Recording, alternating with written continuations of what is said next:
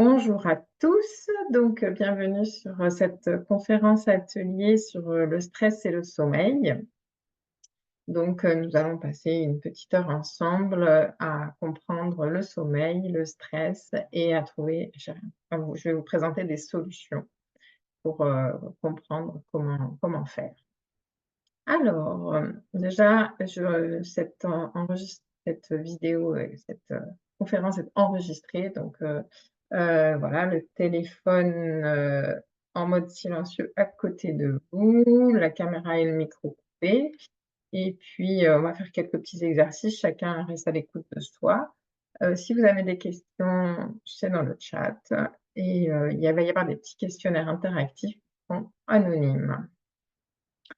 Alors, déjà, on va commencer par un petit jeu. Selon vous, quel est le point commun entre une voiture de course et un être humain? Alors, si vous avez des réponses, ça peut être dans le chat. Sinon, je vous donne la réponse. Alors, ta ta ta ta. Et ben, donc on a tous besoin de repos. On a besoin de nourriture et d'entretien et puis on sert, nos activités, ça va être le partage et on va avoir aussi de l'action au quotidien. Et si on ne fait pas attention à nous, et ben, que ce soit pour la voiture, le moteur passe en surchauffe et pour l'être humain, alors j'ai représenté là le cerveau qui principalement lui rentre en premier en surchauffe, mais ça peut être aussi le corps et les émotions. Alors moi, qui je suis? Je me présente aujourd'hui comme une mécanicienne du vivant pour vous aider à soulever le capot, comprendre votre moteur et entretenir votre carrosserie. Je suis, donc moi ingénieure agro de formation et spécialiste aujourd'hui du stress et des émotions, formée à la médecine chinoise et au shiatsu, qui est un massage, énergétique sur les points d'acupuncture, simplifié. Et la prévention, pour moi, ça m'anime depuis mon enfance, depuis que j'ai vu mes grands-mères malades et voilà, pour moi, c'est important, de prévenir plutôt que de guérir et pour prévenir l'épuisement et notamment le burn-out aujourd'hui qui m'anime. Alors ce qu'on va faire ensemble, donc je vous l'ai déjà dit, donc on va faire un petit bilan de ce qu'est le sommeil, comprendre ce qu'est le stress et puis voir les impacts et les solutions et entre-temps, je vais vous proposer des petits contrôles techniques.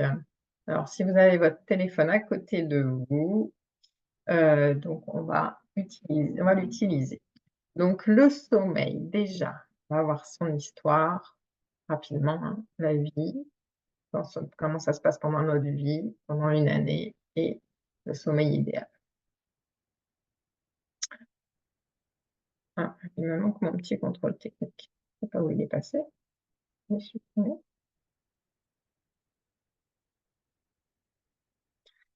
Ah ah, alors oui, je vous invite à donc je vais changer d'écran et hop.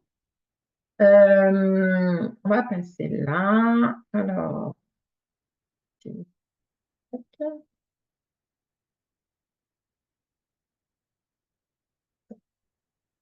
Alors, déjà, le sommeil, donc qu'est-ce que c'est pour vous?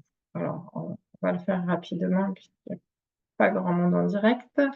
Donc, je vous affiche un petit flash code là et vous pouvez donc avec votre téléphone flasher ce code et me dire si c'est OK pour vous. Est-ce que c'est OK?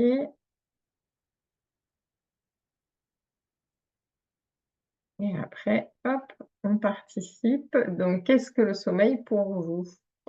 Alors, donc ça, c'est lors d'une précédente session, les personnes ont répondu, repos, récupération, épuisement, et cetera. On peut voir tout ce qu'ils ont pu répondre. Et après, si je leur ai posé la question, donc: «Quels sont vos problèmes de sommeil en général?» Et donc, sur, cet atelier, donc il y avait principalement de la fatigue au réveil pour 57, des réveils nocturnes, 46 et des problèmes d'endormissement, 32. Les réveils trop tôt, 25. Donc, il faut voir quand même que, les problèmes majeurs sont les réveils nocturnes et la fatigue. Je vais maintenant retourner sur donc si on reprend sur le sommeil, heu, donc le sommeil dans notre histoire, c'est dormir c'est un peu mourir. C'était comme ça que le voyaient les anciens. Effectivement, c'est une période de vulnérabilité, notre corps est immobile, la vie est en suspens et il y en a qui effectivement, dormir, c'est mourir un peu et mourir, c'est dormir beaucoup. Donc on comprend pourquoi ça a pu être très dérangeant à certaines périodes de la vie de dormir. Aujourd'hui, donc c'est un d'état de conscience modifié qui, sépare les 2 périodes d'éveil. Il y a une perte de vigilance effectivement, une diminution du tonus musculaire, mais on reste quand même conscient d'une partie de ce qui se passe autour de nous. Les besoins en sommeil varient énormément en fonction de l'âge. Donc c'est de 17 heures quand on est bébé à 7 heures dans la vie adulte. Et ce qu'il faut savoir, c'est que depuis 50 ans, on a une baisse de la quantité de sommeil pour chaque personne, donc de 1h30. Donc c'est énorme, ça a un impact très important sur la vie. Ceci dit, on est tous différents et on a tous des cycles différents, on en reparlera. Ensuite, il faut savoir que quand même sur une année, nos besoins en sommeil sont différents et que notamment en hiver, on peut avoir besoin de plus de sommeil et c'est physiologique. Donc s'imposer de dormir autant l'hiver que l'été est une erreur finalement. Donc il faut s'adapter.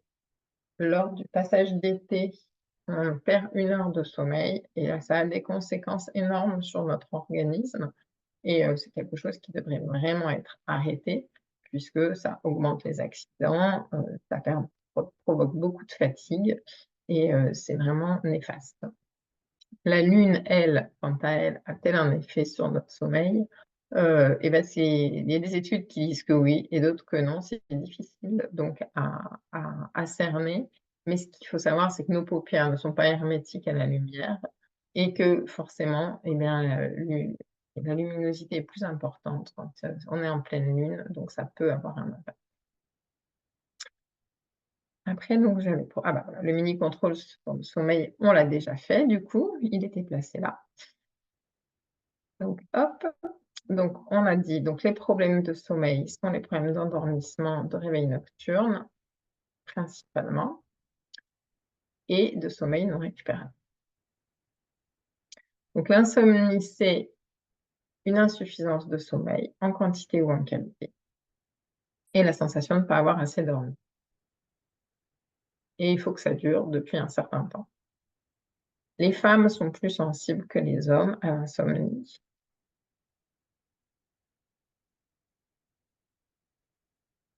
Et donc il faut voir donc ce problème de sommeil comme une alarme. Et notre corps, donc qui est comme notre voiture, eh bien, quand les voyants s'allument, c'est signe de souffrance.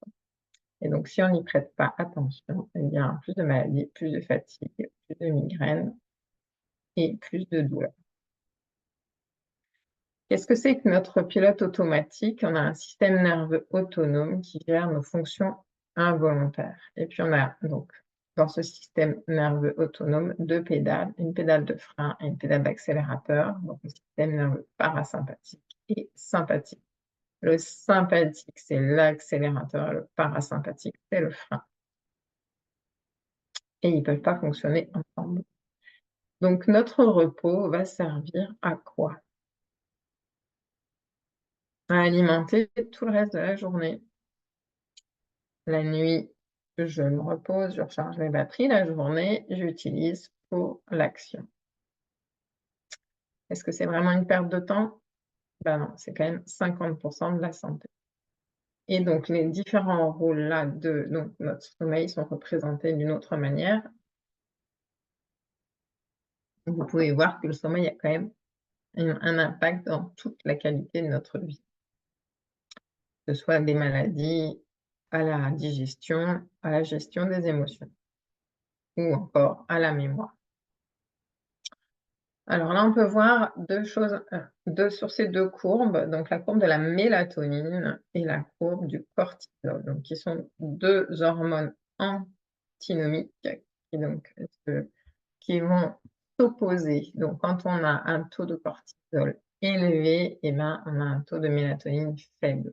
Donc ça, c'est le fonctionnement normal du corps et c'est lié principalement à la lumière, mais pas que. aussi à notre fonctionnement physiologique normal.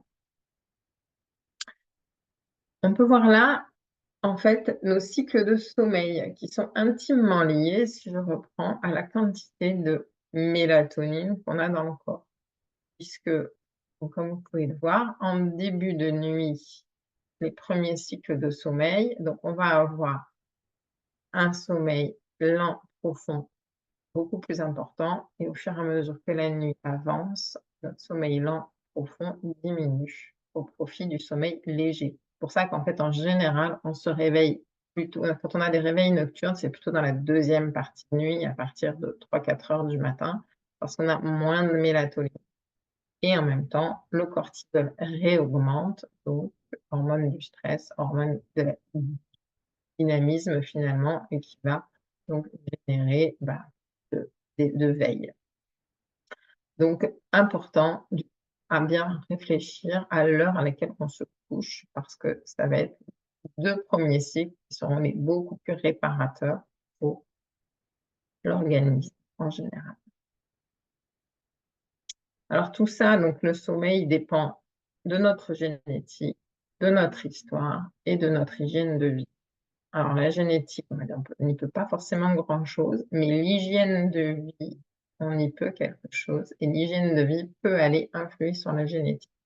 Et après comprendre son histoire de vie est important parce qu'effectivement, dans certaines familles, on dit: «Non mais moi on dort mal de père en fils, de mère en fille, c'est inscrit» et c'est important des fois d'aller creuser l'histoire, comprendre pourquoi on dort si mal.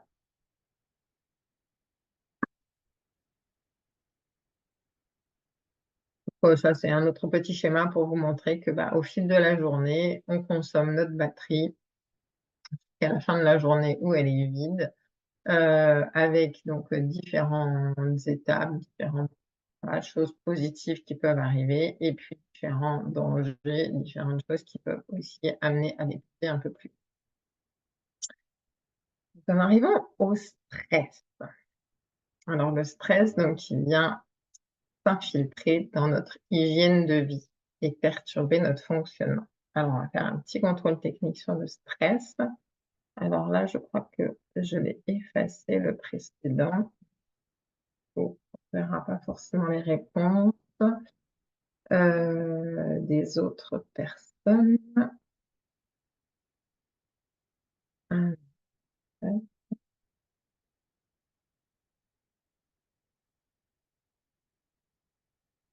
Donc, si je vous dis penser au stress, alors déjà, donc là, pareil, le clap, tac. Si je vous dis penser au stress, donc là, il n'est plus là, mais je l'avais enregistré. Je vais essayer de le récupérer. Tac, ça.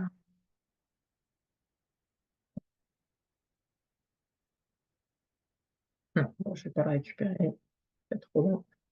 Enfin, en tout cas, donc les personnes donc moi, je leur avais posé la question et donc sur le mot stress, il y avait beaucoup de choses qui étaient sorties très intéressantes et notamment donc dans un deuxième temps, je leur demandais de tester, de regarder donc s'ils étaient plus fatigués, plus irritables, s'ils avaient des problèmes de santé au bruit, de douleur et effectivement donc les personnes se reconnaissaient vraiment bien dans toutes ces tensions, avaient pu se passer dans leur corps.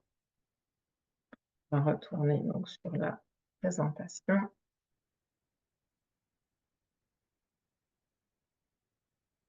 Donc le stress, c'est une alarme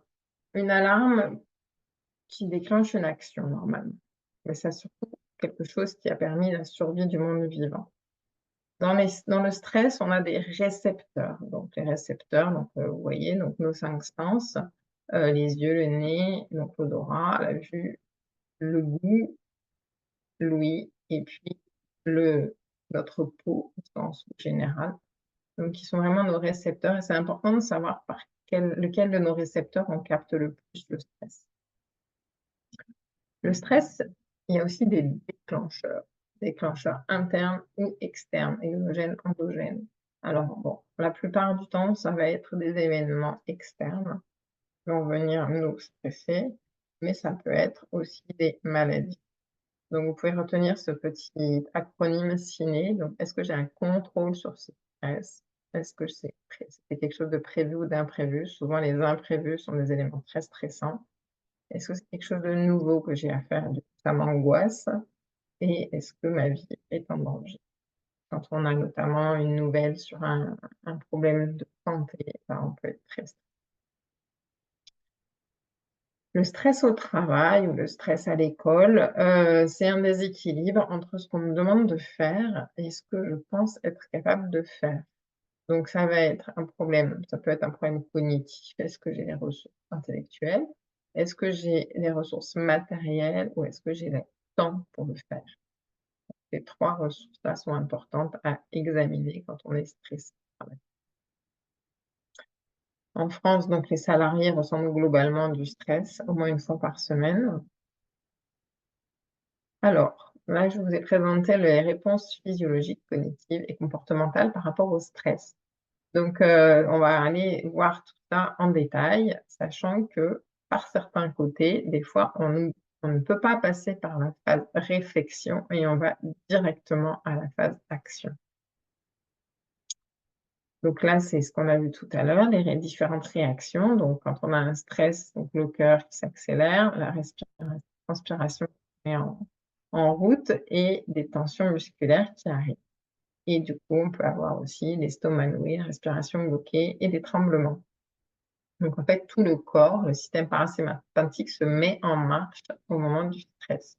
Et on voit bien que, eh bien, il n'y a pas dans ces réactions physiologiques la réflexion, parce que c'est vraiment physique.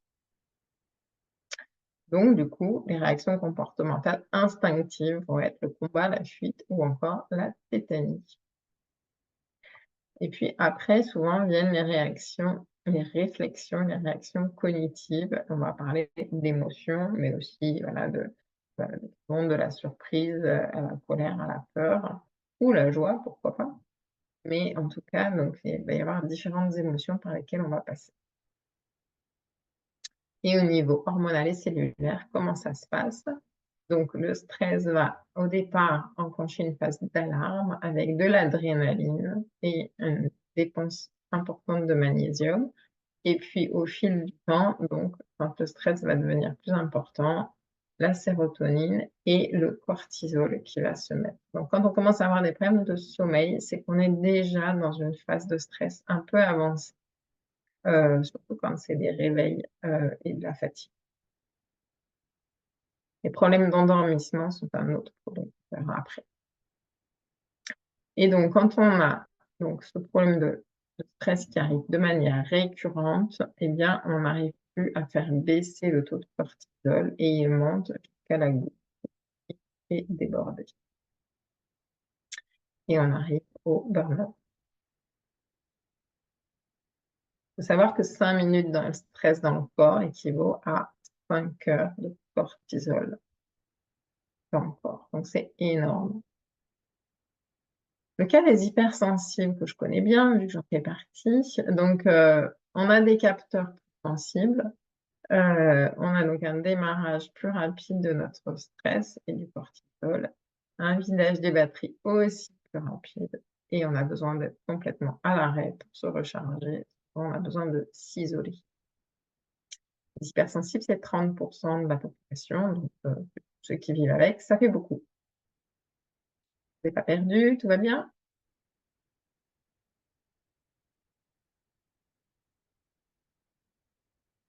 Alors, votre alarme lors d'un stress, chacun a la sienne et donc là, dans ce cas, précisément, vous avez vu toutes les alarmes du stress qui peuvent, se présenter. Donc ça peut être, à vous de détecter, quelle est votre alarme de stress. Si c'est la boule dans le ventre, si c'est des tensions, les mâchoires serrées, chacun va avoir sa façon de fonctionner et c'est important d'être à l'écoute de son corps pour détecter un et on n'y fait pas attention, et ben, le soir, le moteur est noyé de cortisol. Et donc là, vous comprenez bien par rapport aux courbes qu'on a vues au début que, eh bien, quand on est noyé de cortisol, on ne peut pas s'endormir. Après chaque stress, Il est donc important de revenir à l'équilibre ou ce qu'on appelle en biologie l'homéostasie, évacuer. Alors, petite question, là, vous pouvez répondre dans le chat. Que faites-vous après un moment de stress en général?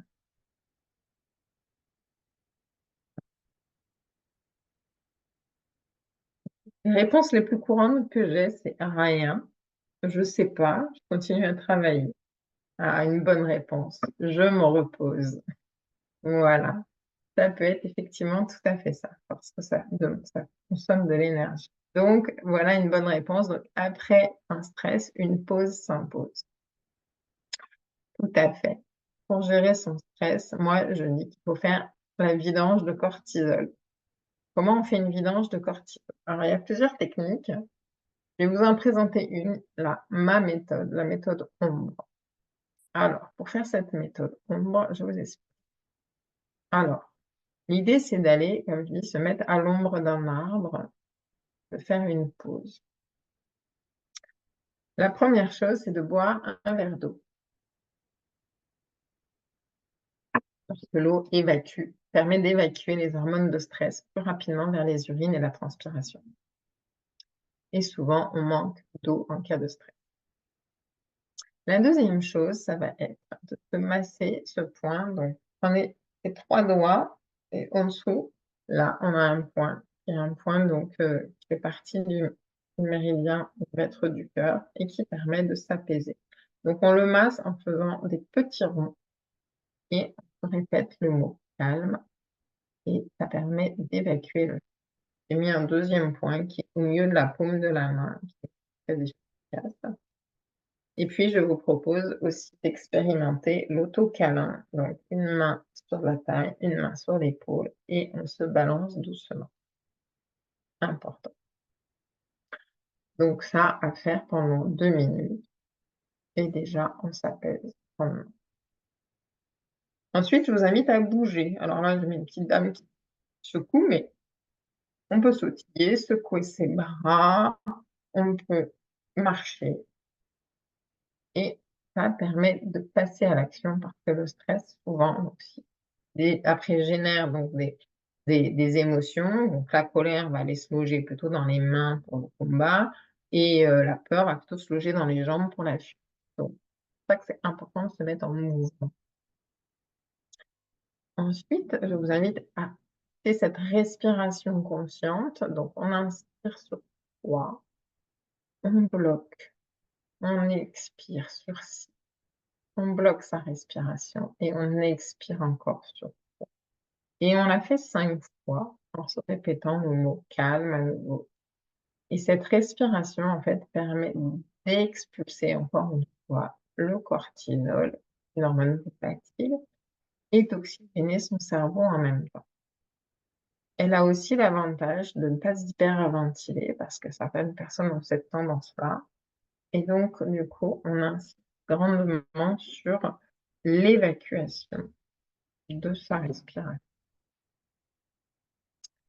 Ensuite, nous allons passer à la dernière phase, le pour étirer. Donc on inspire, on étire ses bras au-dessus de la tête et on expire. Ça, c'est la première. Après, on inspire, on s'étire tout doucement sur le côté. On expire, on remonte et on expire et on remonte et on. Donc ça, c'est une expiration, donc une respiration avec étirement, très utile. Et on peut faire le B, le R et le E en même temps. Donc ça donne ça. Donc on inspire, 3, on expire et on secoue les bras 3 secondes. On inspire sur 3, on expire et on secoue les bras pendant 3 secondes. Et on peut même le faire en marchant. Donc ça ne prend pas beaucoup de temps, en fait. Il faut y penser après chaque stress. On se sent mieux.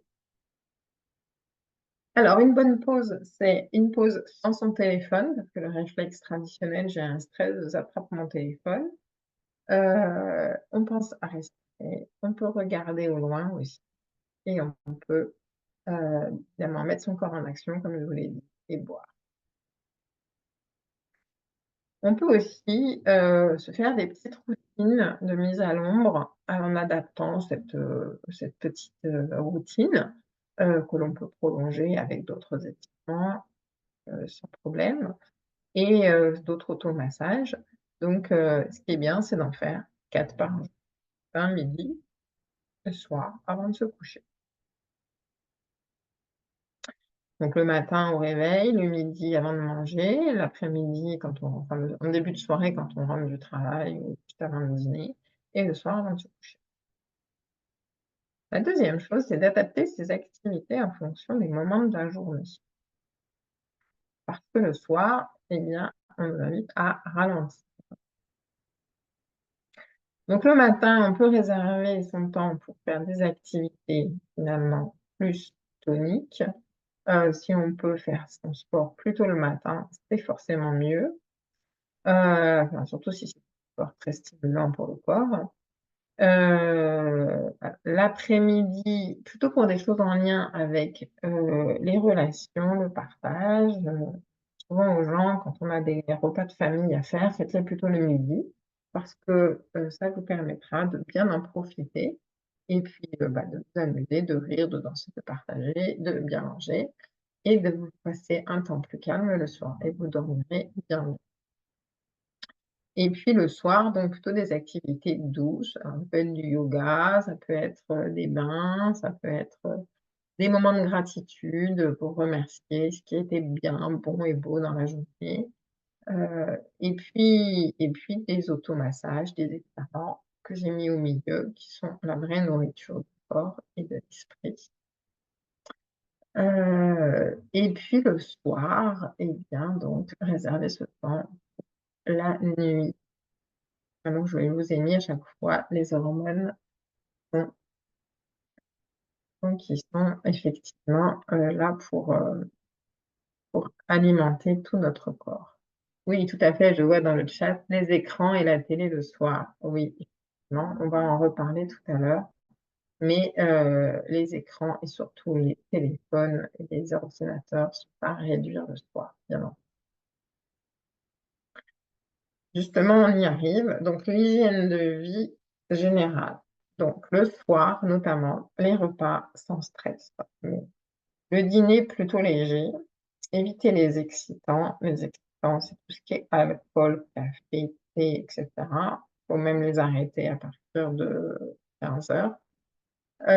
Favoriser les aliments donc qui vont aider à la fabrication de la mélatonine, tout ce qui est magnésium, tout ce qui est lentilles, les noix, les fruits et le lait aussi. Et puis une alimentation si possible non transformée. Après pour ce qui est de l'hygiène de vie pour la nuit, la température est importante, souvent on le dit, 19 degrés maximum. Avoir une chambre bien noire et bien calme, c'est mieux. Si on a beaucoup de choses qui tournent dans la tête, on peut écrire le soir avant de se coucher et poser, un petit carnet sur sa table de nuit en disant: «Ben, tout ce que j'avais dans la tête, il est là, je le reprendrai demain matin». Heu, Profiter d'une musique douce, une petite méditation, ça peut être utile avant de se coucher.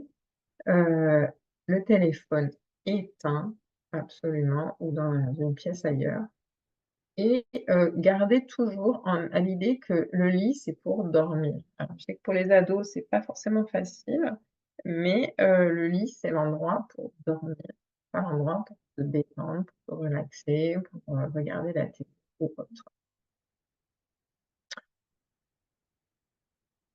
Et sinon, pour ce qui est donc des activités, donc ce que je vous on en a déjà parlé tout à l'heure, les activités donc qui ont du sens, qui perm où on a besoin de créativité et cetera, ça va plutôt être pour le matin. L'après-midi, donc on a vu, réunion de travail, et cetera, choses en groupe. Et le soir, donc là, on va être sur la réduction des écrans. Alors, j'ai découvert quelque chose, qui m'a beaucoup été utile, c'est qu'avec, les téléphones maintenant, avec certains téléphones, on peut se mettre en mode nuit et passer donc du coup son écran en réduction de lumière bleue. Donc ça veut dire moi je l'ai mis à partir de 21:00. À partir de 21:00, quand je vais sur mon téléphone, il est un peu marronasse, pas beau, mais au moins ça ne m'envoie pas de lumière bleue et ça me permet du coup moi aussi de me rendre compte que, il est 21:00 et qu'il faut que j'arrête mon téléphone. Donc c'est un double effet, ça évite la lumière bleue et ça me fait prendre conscience. Donc je trouve ça très utile. Alors je ne sais pas si c'est sur toutes les marques de téléphone, mais c'est souvent dans les options, il faut vérifier. Et en tout cas, c'est vraiment très, très efficace. Il faut s'observer aussi, observer ses cycles de jour et de nuit et observer quand est-ce qu'on a un petit coup de barre et à ce moment-là, ne pas attendre que ça passe, mais aller se coucher. Parce que, c'est un signe, comme pour les enfants, il faut respecter. Et moi, je le vois facilement, quand, j'ai envie de faire une petite sieste, si je me mets à faire quelque chose d'autre et hop, mon énergie repart et du coup, mon temps de sieste est passé et après j'ai plus envie. Et ça voilà, parce que le temps, il est assez court, en fait. Il faut bien l'écouter. Et puis après, donc on peut le soir favoriser des brossages du corps, des étirements, des massages pour justement se reconnecter à son corps. Penser à bien planifier sa journée du lendemain. Et puis, le soir, éviter, les films d'horreur, surtout quand on est sensible. Le sommeil idéal, 22:00, 6:00, 23:00, 7:00 selon les personnes. En tout cas, 8 heures de sommeil, c'est bien. Mais c'est loin d'être, la majorité des gens qui arrivent à faire ça. Donc on l'a vu, hein, on peut avoir pas mal de perturbations et dans les accidents de la vie, souvent et bien après on a le sommeil perturbé. Parce que si l'accident de la vie, stress, les enfants aussi viennent perturber notre sommeil. Alors, quand on se réveille la nuit, qu'est-ce qu'on peut faire? La première chose, c'est de se lever. Se lever, aller aux toilettes, faire le tour de sa maison, faire une petite série de ombres. Et puis, se recoucher quand on s'est rafraîchi et qu'on a vérifié que tout allait bien et qu'on a bu un verre d'eau et faire des respirations en allongeant au fur et à mesure. On inspire sur 3 et on expire sur 3, 4, 5, 6. Voilà, on peut aussi tester des respirations où on se concentre sur différentes parties de son corps. Très utile aussi. Ensuite, quand on se réveille trop tôt, à quoi cela peut être dû? Ça peut être mon rythme naturel. Je connais des gens qui se réveillent à 4 heures du matin, tous les matins et c'est OK. S'ils ont assez dormi et bien, c'est leur rythme et peut-être qu'ils vont, eux, avoir besoin de faire une sieste à 13:00, pouvoir garder de l'énergie pour le soir et c'est OK. Et puis, est-ce que après, si on se réveille trop tôt, ça peut être, comme je vous l'ai dit tout à l'heure, qu'on a trop de stress dans le corps et dans ce cas-là, il faut accentuer les périodes de détente et de reconnexion à son corps. Quand on se réveille fatigué, donc là, c'est souvent un problème de surmenage et puis peut-être un problème qu'on ne pratique pas assez de sport ou d'activité physique. On dépense juste notre énergie mentale et pas suffisamment notre énergie physique. Il faut aussi aller voir du côté de son alimentation, donc peut-être à rééquilibrer certaines choses et puis penser aux automassages pour se reconnecter à son corps. Quand vous avez une grosse fatigue, qu'est-ce que vous faites? Buvez un café? Prenez de la vitamine C? Alors moi, je vais vous proposer une solution. Ça s'appelle une sieste. Une sieste, c'est le start and go de notre humain qui ne dort plus assez. pourquoi la micro-sieste? La micro-sieste, c'est d'abord quoi? C'est une sieste de 15-20 minutes maximum et qui a tous ces effets-là sur le corps. Donc c'est hyper efficace. Même la NASA le recommande, alors on peut en profiter. Le mode d'emploi de la micro-sieste, donc dans un endroit calme, téléphone en mode avion, chronomètre 20 minutes maxi, une musique douce ou une voix off pour nous guider au début et on peut être assis ou couché et c'est parti mon kiki. Si vous avez envie d'essayer, pas facile à glisser dans la cour, mais ça peut se mettre en place. Assez si, ça peut se mettre en place dans une classe. Entre midi et 2 pour les enfants les plus fatigués, on peut les faire. On peut se mettre, moi je la faisais cette micro-sieste au travail et pourtant on n'avait pas de salle pour ça.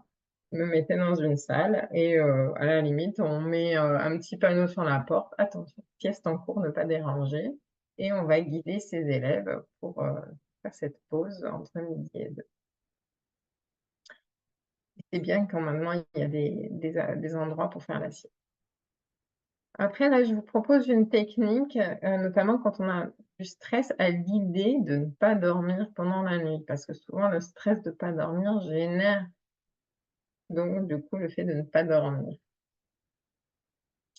Je vous présente donc l'EFT. L'EFT, c'est donc Emotional Freedom Technique. C'est une technique qui a été inventée par un Américain, qui peut paraître un peu original, mais qui fonctionne très bien et donc qui va aller nettoyer les perturbations énergétiques dans le corps. Alors déjà, on va mettre une note sur 10 à notre problème, à notre stress, notre peur de pas dormir et puis après, on va tester et on va donc tester cette phrase: «Même si j'ai ce stress de ne pas dormir, c'est OK, je l'accepte». Alors si c'est trop difficile à dire, vous pouvez me dire: «Même si j'ai ce stress de ne pas dormir, bah, je vais essayer d'accepter. Je vais faire de mon mieux pour peut-être l'accepter un jour». Voilà. On peut essayer de moduler comme ça et après on va localiser dans son corps où est-ce que ça se passe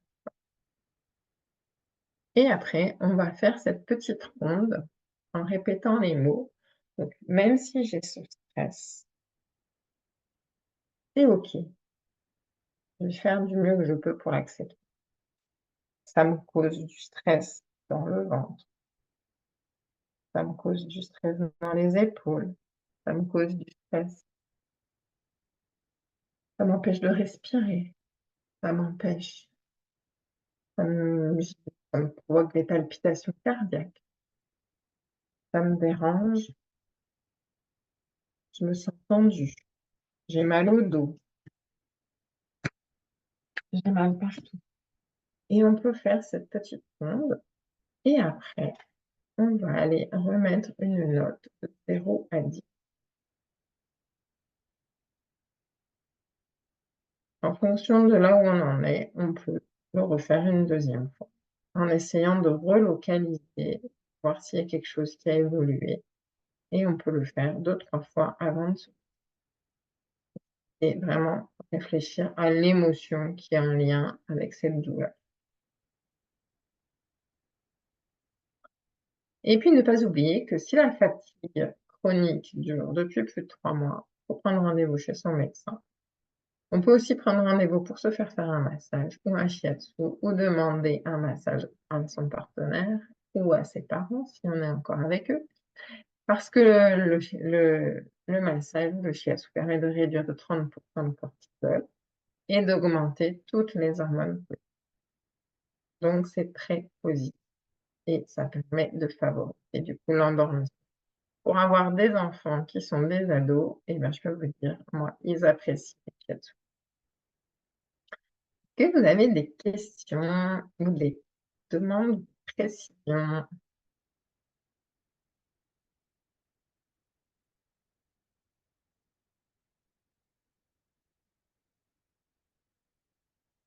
Vous pouvez remettre le micro si vous voulez.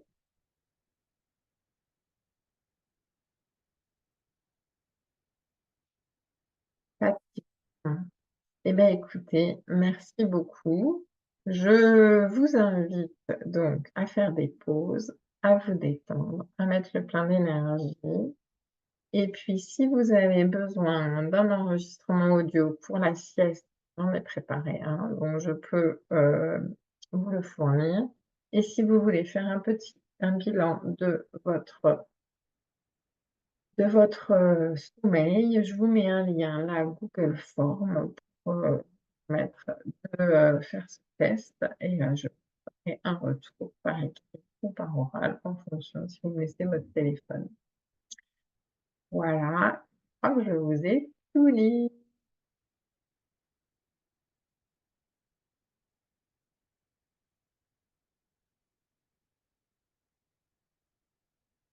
Merci et à très bientôt.